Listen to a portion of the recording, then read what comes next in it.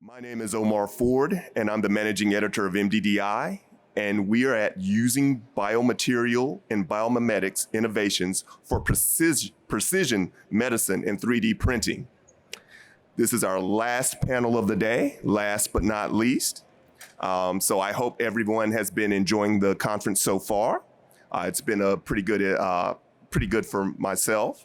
But let us begin.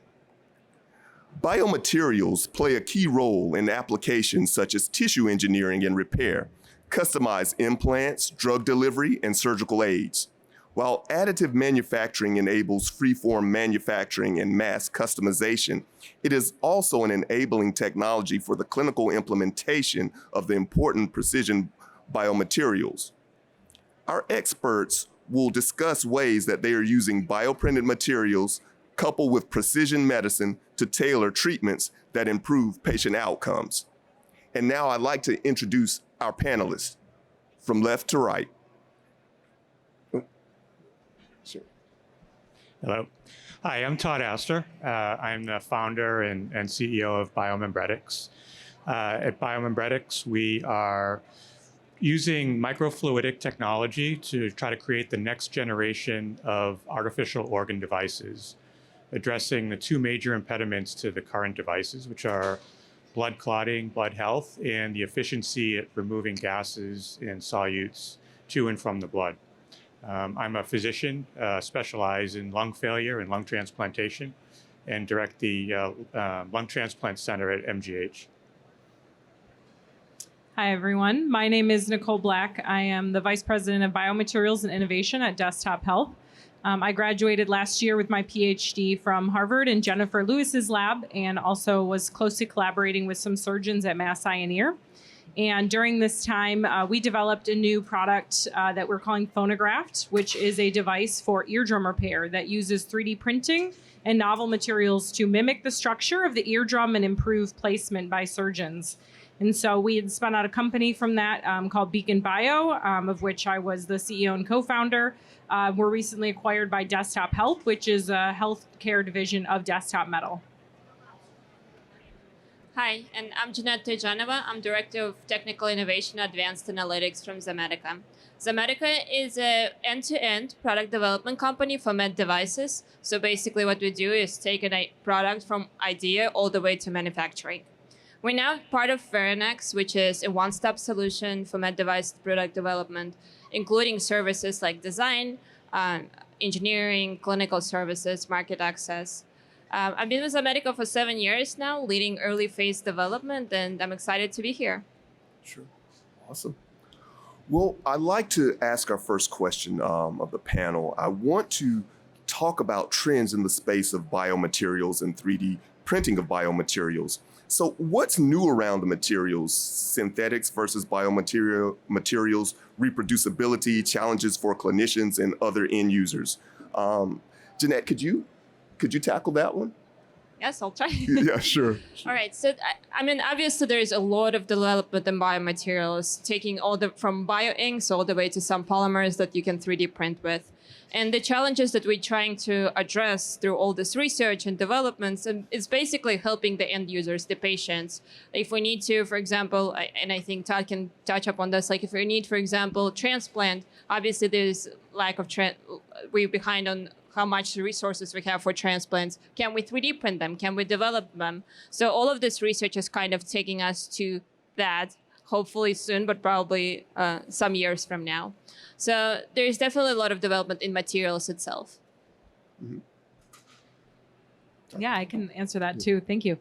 So one area where I really think 3D printing is going to make an impact is in, using it to impart different mechanical properties into the parts themselves, and using it not just for patient customization, which is what a lot of people think of when they think of 3D printing, but actually using it as a legitimate high resolution manufacturing mechanism.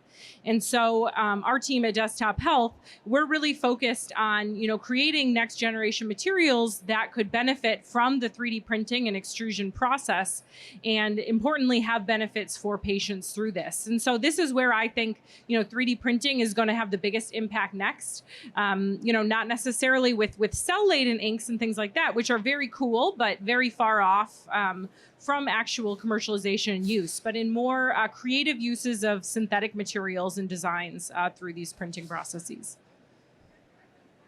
Yeah, my world really revolves around the care of critically ill patients, and there's probably no more target-rich environment for synthetics and biomimetics than in the intensive care unit.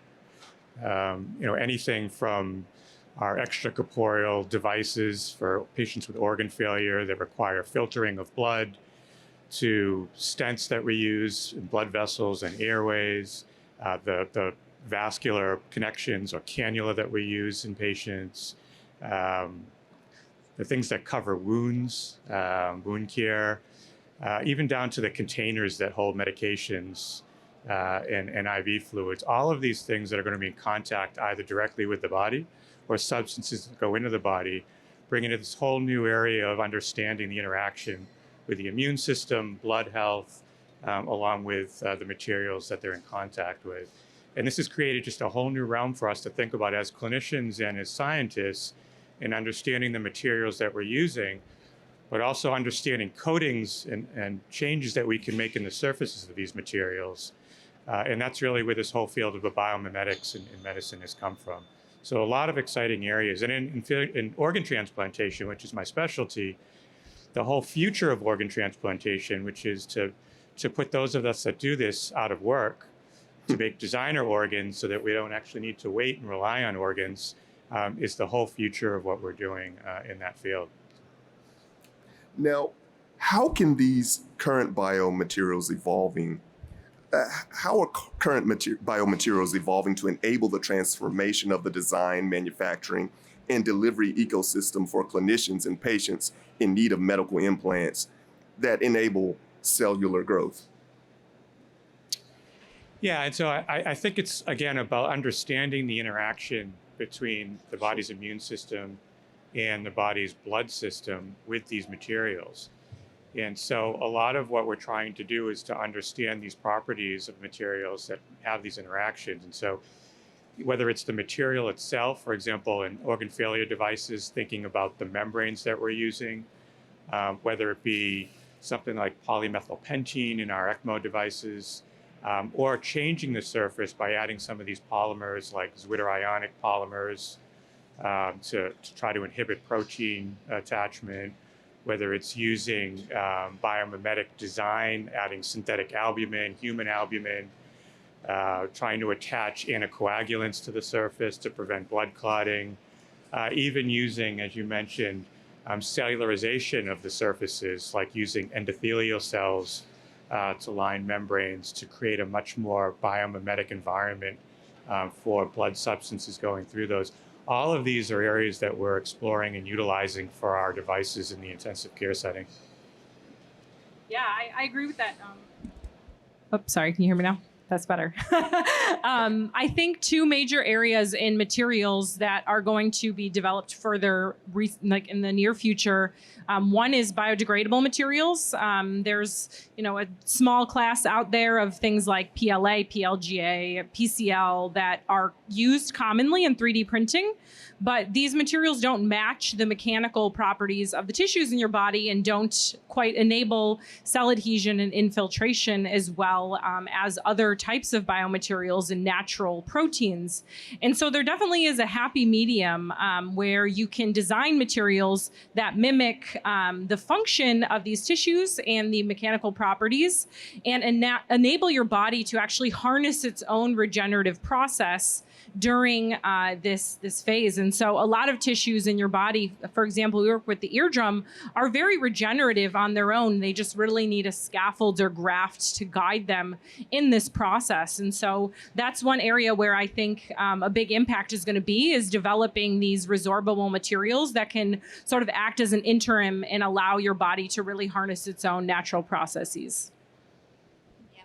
I agree with both of you. So I think with all of these materials and their development and also moving closer to having them as an implantable in your body, matching stiffness is definitely key. I mean, there's so much research that has been done where stiffness can change the behavior of the cells themselves, right? So we need to make sure that whatever stiffness of these materials is, it's tunable enough to match your homeostasis, to match the physiology. And actually, like even for product development, what we do at Zomedica, for early development programs, we have to do a lot of testing. And I see a lot of benefits in having these biomaterials matching the physiology is for us to start testing devices at the physiologically relevant environment at the early stages. So let's not run straight to the animal studies. Let's not run straight to the organs. Can we test something and develop something that matches the body environment on the bench? And so that we can start proving the feasibility of the products at the early stages. There seems to be a tremendous amount of promise for these biomaterials, but I'm wondering what challenges exist and how can the industry begin to address some of those challenges? Yeah, I think one major challenge that I see is probably regulatory, just finding the right regulatory path for having these products in the body or closer to that. Another challenge that I see, but mostly from the development aspect, one of them is, as I mentioned, is testing. How can we standardize testing of these materials, no matter what they're used for, like doing the proper standardized tests to make sure that we compare apples to apples. Because right now, if you go to every lab has their own test methods. And the other thing that I also see, we see at Zomedica at least, is inspection, right? So we're talking about these 3D printed devices or 3D printed materials that have very unique features on the inside. How can we visualize them on the inside? How can we inspect them to make sure that they are per spec? Yeah, I agree with that. Also, I think one really important thing is the printer itself and the hardware around that. A lot of people think of 3D printing and they imagine, a MakerBot or an Ultimaker or something like that you could buy, on Amazon or whatever and keep in your house. But there are many different types of 3D printers and 3D printing methods. And, each method is so different from each other. I would also I'd call them basically completely distinct manufacturing methods to begin with. And so these different printers and the materials that you use around them, have different capabilities in terms of both materials and the print resolution. And I think, it's really important for the industry to also innovate in what the ideal 3D printing system would look like for these types of implants and, develop high resolution and reproducible manufacturing, basically tools to enable these new advancements. Yeah, I think as a physician trying to enter this realm, I think one of the challenges is really trying to identify partners, engineers, scientists, regulatory specialists, really sharing your interests, trying to solve some of the problems you're seeing at the ground level. And I'm not an engineer, and I've come to this, again, through practice and through understanding of what the problem we're trying to solve is, but certainly trying to identify that expertise, particularly in the newer field of bioprinting and 3D printing, and really learning to understand the technology has been a challenge. And then the second would be really, especially with 3D printing involves understanding what you're telling the printer to print. And so really having a good understanding of the biological system that you're trying to mimic is essential. And spatial relationships between cells and extracellular matrix with regards to cellular engineering, even an understanding of how the body interacts with certain materials, that has to be in place before you can actually start to build these synthetic or biomimetic devices. And so those are some of the challenges, at least coming from the clinical side of things. I want to stay on challenges for a little bit and throw out the F word, the FDA, and talk a little bit about maybe the issues with regulatory challenges or issues that might come up. Has anyone experienced that? Has that been a huge roadblock? Yeah, so we're going through this right now, and I would say honestly, not with the 3D printing itself. That's one of the lower areas of concern for us. Really, the FDA treats it like any other manufacturing method. So as long as you can show that it's reproducible and you can, you guys hear me? use this, and create, devices that are functionally the same, device to device.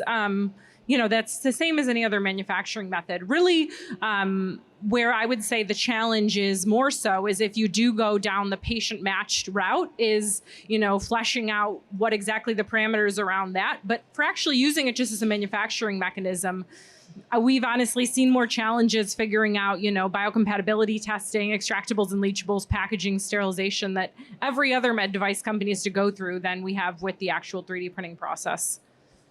Sure. I want to segue into something you were mentioning earlier, Todd, and that was about organ transplants, and they're using biomimetic material technology. Can these types of materials have structural elements available for 3D printing solutions for patients that are not possible with traditional manufacturing? And if so, what are the pros and cons that exist for these? Yeah, so I guess some context for where we are in organ transplantation would be helpful. I've been doing organ transplant now for over 20 years, and we're in this sort of the next stage era of organ transplantation, whereas for the last 2 decades, it's been about trying to figure out ways to just get patients through the surgery, try to understand preventing initial rejection of the organs that occurred right with transplant, to the next era where we were developing new medications to suppress the immune system, realizing that we solved one problem but created another with all the side effects of the medications and certainly the long-term impacts on the transplanted organ. So what we're now looking for is sort of the next generation of transplant, whereas, again, as I mentioned before, we're not needed anymore, that we're able to create organs out of patients' own cells or with designer materials that get around the problem of the immune response to those organs. So that's the goal. The challenge with that is that with our current technology, we can certainly try to mimic certain types of organs in the body that are more simple in structure, like skin, or bone or cartilage or teeth. But when we start to think about more sophisticated organs like kidneys or lungs or livers or hearts, that's where it becomes a bit more challenging, because that's where the spatial relationship of cells and the extracellular matrix and the materials really comes into play. And we don't even have that thorough of an understanding of those relationships in the natural organs to this point. So that's one of the major challenges. One of the other major challenges, at least with regards to 3D printing, is that the ability to create vascularized structures. So all of our organs rely on vascular structures, not only to do their job, but to bring nutrients to the cells within those organs. And 3D printers don't have that capability at this point in time. So although we're very excited about the ability to create or designer organs with 3D printing, it's still, I think, many years off in the future. But where we are today is that we have the opportunity to look at some of the other types of applications, like we mentioned before. And actually, Nicole can talk a lot more about this than I can, about creating synthetic materials and creating biomimetic materials that can use or replace certain types or parts of organs. And actually, we'll have Nicole talk about that a little bit. Yeah, definitely. Thanks, Todd. So basically, what we're doing is we're developing new materials that are synthetic, but that mimic, the mechanical properties of tissues and also, basically the function of the tissue itself. And so in the case of the eardrum, it has a very complex circular and radial structure to it that's very important to its function. And so if you want to recapitulate this, really the best way to do it is to recapitulate that structure and doing it using materials that are regenerative, so that not only does this device have this structure immediately upon implantation, but as your body is remodeling it, it becomes tissue that actually looks like that structure as well. And so that's one area that we've, really tried to innovate in, is how can we design materials that are synthetic, which is beneficial from a regulatory perspective and from a manufacturing perspective and for shelf stability and sterilization and all those things, but that can actually harness your body's own regenerative potential during that process. I'm actually excited about 3D printed organs more from testing perspective. I'm kind of repeating myself, but it would be nice to have, if we understand the physiology really well, and yes, putting organs or transplants, 3D printed transplants in a human is definitely pretty far off. But if we understand the anatomy and understand some of the vasculature, it would be nice to 3D print it and put it on the bench and test devices that we are developing. Because again, we're in a world where we're trying to put more sensors in the people, detect things early, detect diseases early. But if we cannot test them, it's pretty much impossible to get anywhere as fast as possible. Sure. That kind of segues into our next question. How do we get around this? How are we able to test? When do you think that will become available, or what are some of the things that need to happen? What pillars need to be moved so that there can be testing? Yeah, so I can tell you how we test things right now. So at the early stages of any program, we do a very deep physiological research. So we try to understand anatomy, but not only from the size perspective, but also what pressures are things exposed to, what flows are inside these vessels, how soft it is, so understand the stiffness.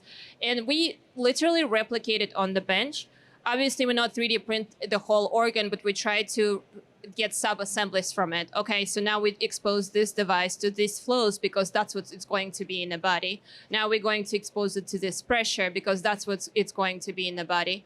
But in order for us to get there, I think there needs to be a little bit more advancement in how we build those structures, because like even if we use bioinks, for example, they're just not structurally there yet for long-term testing. There needs to be some more research and advancements in the material itself. Sure.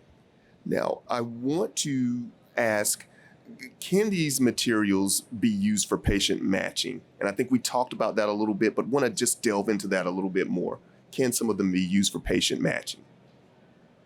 Yeah, I can talk about that a little bit. And so patient matching, taking the patient's anatomy and working that into your design can be useful in a lot of applications. But one thing you have to realize if you're choosing this pathway is that this means that you basically have an infinite number of designs that you could possibly create.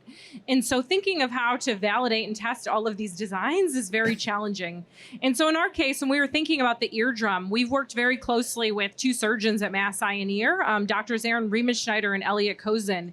And so we've been talking to them a lot about the types of eardrum perforations that they see and the sizes and locations, and really doing a lot of market research, customer research into, do these grafts really have to fit the perforation exactly? Or because since there is some overlap, can we create more of a kit of sizes similar to, what's used in the orthopedics industry for knee implants and hip implants instead that can accompany these? And then that way, if you have a more discrete set of sizes, then it's much easier to validate these. I have seen, patient customization used more so in 3D printing for things like surgical models and surgical simulators. And I think that this is going to be a growing field because for surgeons that are working with patients with very unique anatomies, they can basically create, a model of what it's going to look like before going into the patient. And, since these are not going to be implanted, the regulations around, using them as models are much less strict. Yeah, no, I completely agree with Nicole. I think that when you look at the technology that we're developing, and we do this work in conjunction with Draper Laboratory, we've talked a lot about the materials we're using and the biomimetic nature of the materials, but a lot has to do with the actual design and the flow of body fluids through those materials as well. So part of what we're doing is creating a biomimetic blood flow path that precisely mimics the blood flow through the human organs, for example, the human lung. And this was done by doing thousands of computer simulations, examining precisely how the blood flows through the blood vessels in the human lung. And then by designing a membrane that mimics that blood flow path so that the physics of the flow, not just the materials of the vessels themselves, are actually what determines the biomimetic nature of the device that we're building. I would add one more thing. I think when we talk about patient matching, we think implants right away, but there is also like casts, for example. Like there are a lot of opportunities for 3D printing or biomaterials for the external use as well, where we can actually make a lot of headway. And I think in developing countries, it's pretty widely used. Sure. Now, one of the biggest clashes, or one of the biggest things that you'd have to deal with is moving from academia or a product development incubator. That has its challenges. How do you know when to bring a clinician in to test your product? And how is that relationship usually? I can jump on this. Yeah. So we actually work, since we are a product development company, we work with a lot of startups or a lot of companies that spin out from academia. And our advice, we do a lot of research, early phase development research, where we do reach out to KOLs, to end users, and try to identify the gaps where the design space is. Because oftentimes we have the technology that doesn't catch up with the needs that are out there. So we want to make sure to match those. So our advice always to do it as early as possible in development, because you don't want to be in phase 3 and your validation phase where and have something that physicians say, no, this is not designed for us, or patients say this is also not designed for us. Yeah, I would agree with that. As soon as possible, the better. I've been working with doctors Ringmeister and Kozin for 6.5 years now, basically when I started my PhD, and they've really been instrumental in actually crafting the project and what we're actually designing. And so coming as an engineer into this project, if I wasn't working with them, I could be, bioprinting cell-laden inks or something like that for this application and not really thinking about surgical feasibility or how they'd be implanted. But the fact that I was working with them so early meant that, I could observe some of these eardrum repair procedures in person and actually see their challenges.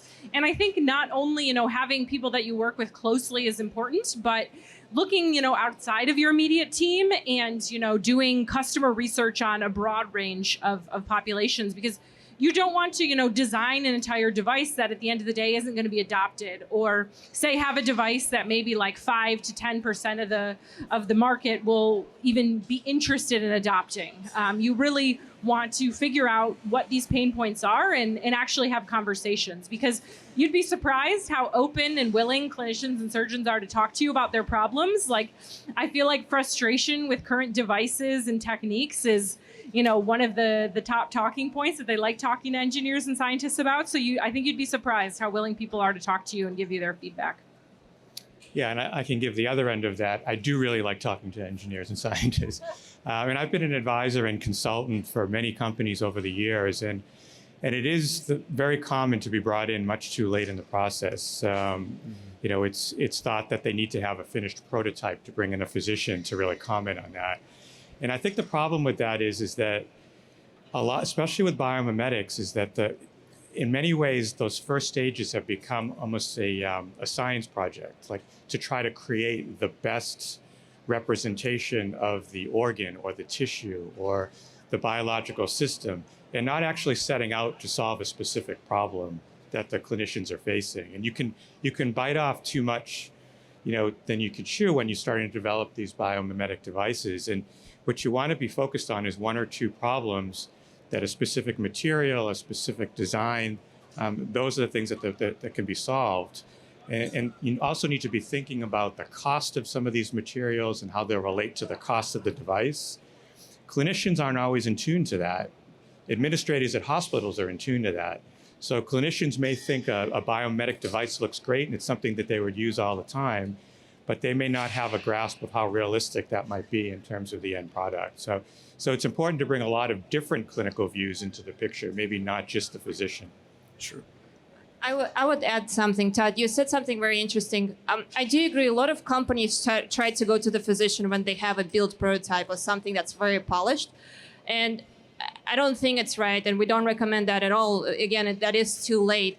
And one thing that we do is usually we come up with surveys, with sketches, with embodiments. We also build a lot of looks-like prototypes. Perhaps they're not functional, and just talk to physicians about, would you like this feature? Would you like this feature? Because sometimes we could, as engineers, we like sometimes to overcomplicate things.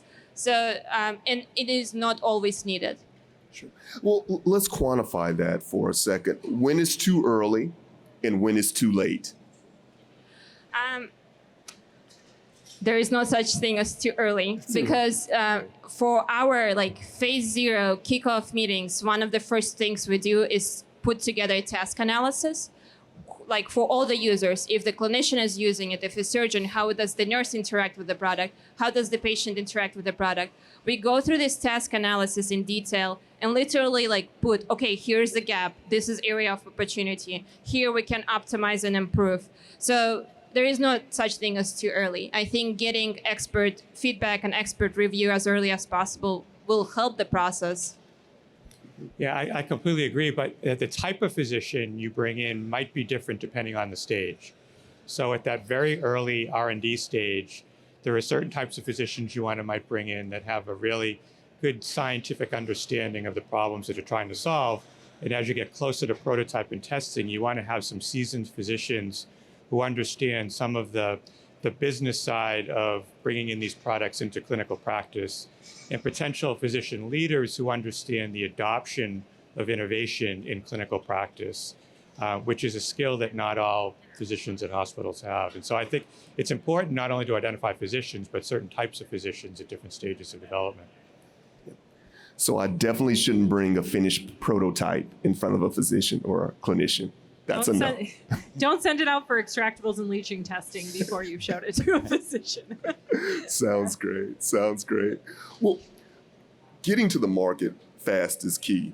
So how much is cost a consideration in product development and in the supply chain? It is a huge, I mean, money is on everything, right, in product development.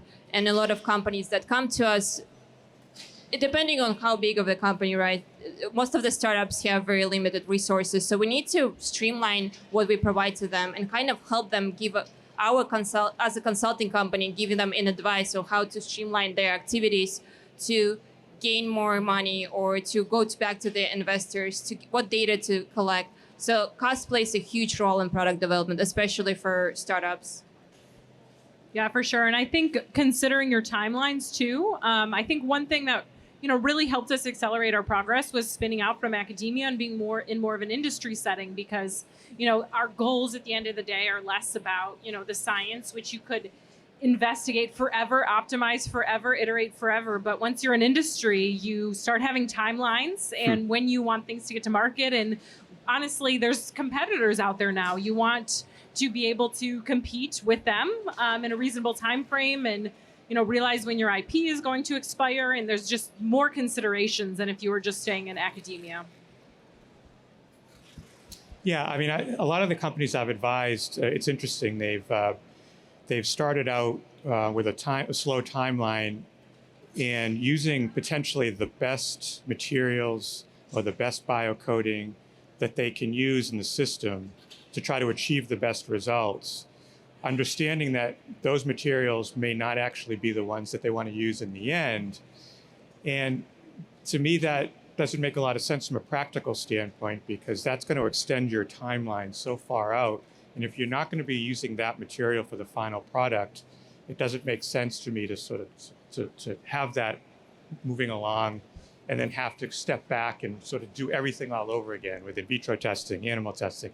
And I found that mistake making that's been made in a lot of different circumstances. I don't know if you have had that experience of not starting out with the material that you think you're going to end up with. Or... Yeah, definitely. I mean, working on it every day, every single day, trying to make the best possible thing. But really, our goal is to improve patient lives and bring this device to patients. And just think about whatever procedure it is that you're trying to optimize, whatever condition it is. If there's 1 million of these done every single year, then every day that you wait to put this on the market is like, 1 million divided by 365, people that essentially won't be able to benefit from your device. And, we've been very lucky to talk to a lot of patients that have undergone tympanoplasty with other materials and still have persistent perforations and challenges around that. And so really in our mind is, thinking, is this good enough? And is this going to help the patient significantly more than what's currently available to them? If so, then definitely we would want to accelerate the timeline and bring that device to patients. While in the background, you can also continue R&D on next generation devices around this. On this topic, a lot of recommendation we have to companies, small or big, is if you want to enter the market with a product that is new and innovative, go with minimal viable product and have a multi-generational plan planned out at the early stages. So minimum viable product will get to market. You'll get so many learnings from it. And then you already have your multi-generational plan on what the next evolutions will look like that you can learn from. What happens when that company has to do a 180 though, or has to change gears really fast? What kind of advice would you give them? Do it. Do it early. And do it early. Yeah, fail early. So if Yeah. you have prototypes, if you can do like killer experiments and say this is never going to work sooner than later, I would say, yeah, do those sooner than later. Sure. Something is very important to do risk-based approach and identify your highest risk components or features or functions or whatever it is, wherever you think it's a high risk, identify it and concentrate on that, and then everything else will come after. Do we find a lot of companies failing early and taking that approach or taking the advice well? Yes, and Okay. that's the advice we usually provide, and it actually works because we are a development company, but we have done this for many, many years. So we want to give the best advice possible. So it's in our best interest and in the company's best interest to fail early and to identify those things. Sure. Now, I would like to ask now, what's one recommendation or piece of advice that you can provide to medical device engineers working in this space? I know we've already said fail early, but what are some other ones that you could probably, just kind of advise or talk about? My advice would be to collaborate. Yeah, I think there's a lot of teams, there's a lot of companies, there's a lot of research labs in academia that work on very interesting and cool things. And we can definitely learn from each other. And even like in development world where we develop products, we constantly reach out to academia and academic partners to see, hey, what can we adapt? What can we use to be more innovative and faster and solve problems? Yeah, I think having a diverse team is really important, particularly the mindset of the people on your team and their personalities, which is something that I don't think people think about. In med devices, people tend to be very, very risk averse, which is a good thing, but sometimes that can stifle innovation. And so it's sometimes good to have some people on your team that are more willing to think outside the box and say, well, even though this company did this test, it's not exactly mandated, and we can prove these same things in other methods in more creative ways and actually design better tests around this to do it. And so I think it's really important to have both types of voices in the room to sort of balance each other out and say, this would be the ideal world, this is what we could do versus this is what's realistic. I think it's pick a singular problem that you're trying to solve within the larger context of the problem that you're trying to solve and do it well.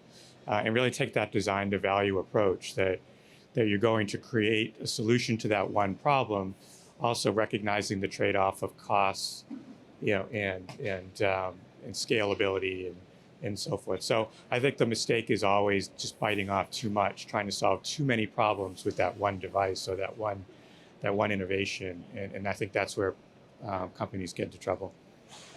So start off small, low-hanging fruit, that sort of thing. Exactly. Yeah.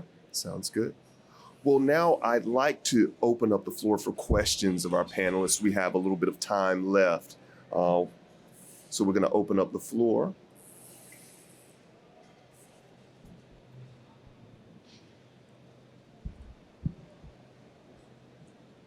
I have a question for Nicole about patient matching. And so it seems that there's an opportunity for patient matching in the geometry or the shape of the patient's features. And then there's a opportunity for patient matching in terms of the patient's own cells or the chemistry or the sort of cell therapy of that. And I wonder if these two patient matching problems are actually different. Are they the same? Do you validate them the same way? Can you talk about that at all? Yeah, definitely. So these are two different, risk categories. It's a great question, by the way. So if you're having, a very standard synthetic material that doesn't have patient cells in it, you can still work with the Center for Devices and Radiologic, Health. But the thing is, if the minute you put, cells or anything in that, you have to deal with another branch of the FDA that deals with biologics, which is a whole other ballgame and set of regulations you have to deal with. And besides that is also the cost aspect. And so, now you're not just thinking of matching this patient's anatomy, but extracting cells from them, growing them in a lab environment, and then putting them into the patient. This is an expensive process, hundreds of thousands of dollars. And so if you're talking about markets where the current standard of care is like, a $500 to $1,000 device, you're never going to be able to make that commercially viable, at least at this moment. And so I would say that's the biggest difference, is which FDA bodies you have to deal with. If it's just devices or if you're putting cells in it, there's a whole other suite of tests that you're going to have to do around that. That's much more complicated on top of this, geometry matching of a synthetic material. Yeah, and I think from the immunologic sort of answer to your matching, I think that was the second part of your question, was trying to match in terms of matching cells. There's a misnomer that by using a patient's own extracellular matrix or using a patient's own cells to repopulate a device, that gets around all of the immunologic challenges that we face, but it really doesn't, because even a patient's own material or a patient's own cells can elicit an immune response when implanted back in. So there are still a lot of challenges we have to overcome, even with our ability. I mean, this is really all the cellular and tissue engineering that we've been doing for years, but now with the advent of bioprinting has a whole other level to that. And so, so it's the future, but there are a lot of challenges on the scientific level.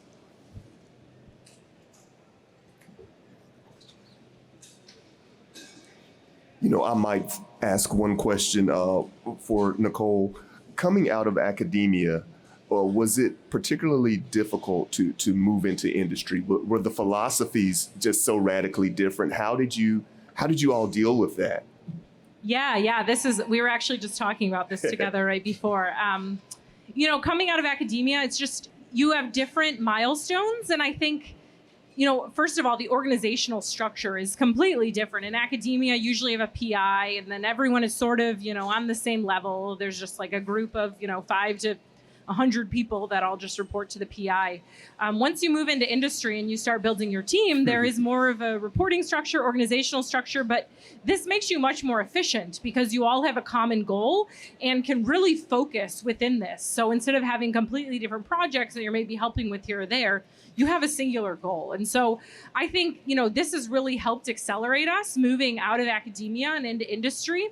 And particularly in our situation, we were very fortunate with, the early acquisition into Desktop Metal and Desktop Health, and, providing not just monetary resources, which are very important in med devices. As we all know, it's not cheap to bring a med device to the market, but also benefiting from the expertise of others that have been there and done that, and, have gone through these regulatory processes, I think is a major bonus. In academia, your goal is not to bring something to the market. It's to publish a paper, like, give a cool presentation, something like that. But you're not actually aiming to sell things. And so there's never quite that same push to actually push this through and get it to the market. I would add to that too. I think it's the way we look at so I didn't go to one company. I work for a consulting company, so we work with different projects all the time. So for me, the huge difference was when I transitioned from academia is that, well, first of all, you don't work on one project day in and day out for 5 years. So that's a big difference. And then the other one is in academia, we work inside out, where you work on technology, work on science, and then the application comes later. Whereas in the industry, in product development, you first identify the problem, you identify the application, and then you go inside to figure out what the technology will be to solve the problem. Because at the end of the day in industry, patient is the one who we're trying to serve. Whereas in academia, it's more about making progress in science. Mm-hmm. And you also don't have to deal with the F word in academia, being FDA. You have to deal with PI, though. Oh, good point. Good point. Nope. Sometimes you do still have to deal with PIs once you're in industry. Yeah. Well, that concludes our panel. Thank you all for coming out today.